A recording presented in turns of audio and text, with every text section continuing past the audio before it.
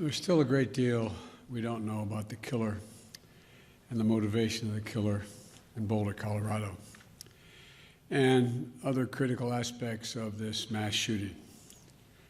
I've been briefed this morning by the Attorney General of the United States, the Director of the FBI.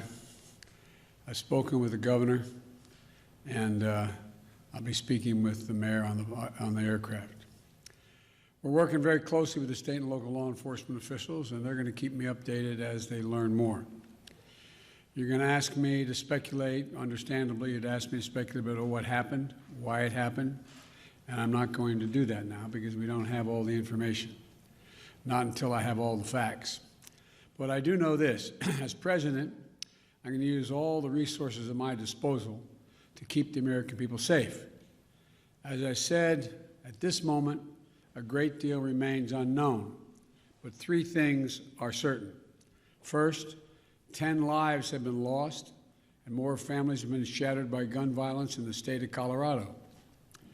And Jill and I are devastated, and the feeling, I just can't imagine how the families are feeling, the victims whose futures were stolen from them, from their families, from their loved ones, who now have to struggle to go on and try to make sense of what's happened.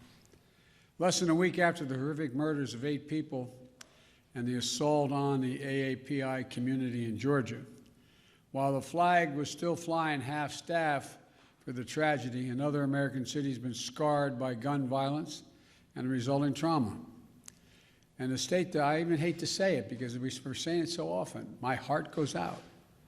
Our hearts go out for the survivors, who had to flee for their lives and who hid, terrified, unsure if they would ever see their families again, their friends again. The consequences of all this are deeper than I suspect we know.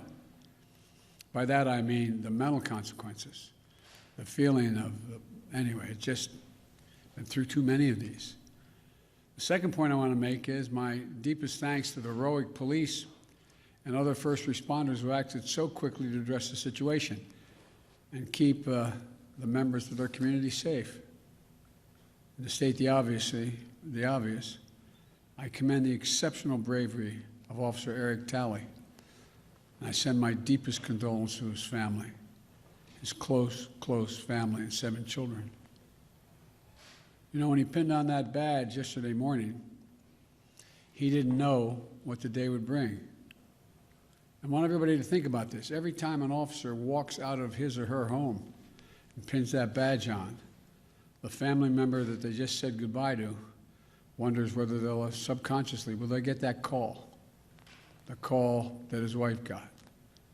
He thought he'd be coming home to his family and his 7 children.